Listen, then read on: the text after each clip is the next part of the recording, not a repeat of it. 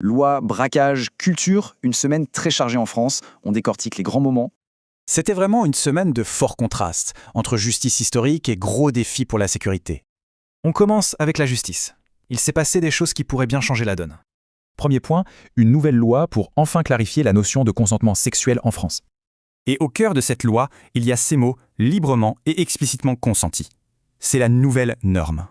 En clair, le silence ne veut plus dire oui. Le consentement doit être clair, donné avant et révocable. Autre grand moment judiciaire, l'incarcération de Nicolas Sarkozy. Ça a évidemment fait beaucoup parler. Et puis, il y a eu l'affaire Lola Daviette. Le tribunal a prononcé une peine vraiment historique. C'est la toute première fois en France qu'une femme écope d'une telle peine, un fait sans précédent. Passons maintenant à la politique et à la sécurité. Un climat assez tendu, on va le voir. Côté politique, Sébastien Lecornu a été reconduit Premier ministre, un signe de continuité du gouvernement. Mais cette stabilité a été mise à l'épreuve par deux gros incidents, à Paris et à Nice. Le vol au Louvre, ce n'était pas un vol d'art classique. Les braqueurs visaient des biens faciles à revendre. À Nice, une fusillade mortelle dans le quartier des Moulins directement liée au trafic de drogue. Pour éviter les débordements, le ministère de l'Intérieur a interdit un déplacement de supporters de l'OL.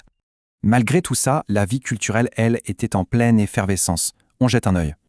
Entre Art Basel, la réouverture de la Fondation Cartier, Paris vibrait au rythme de l'art.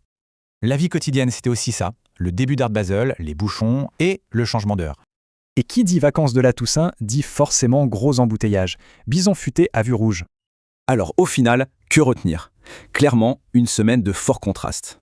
D'un côté, des avancées et une certaine stabilité. De l'autre, des tensions criminelles et sociales bien réelles. La question reste ouverte. Entre ces lois et ces tensions, quel avenir se dessine pour le pays ?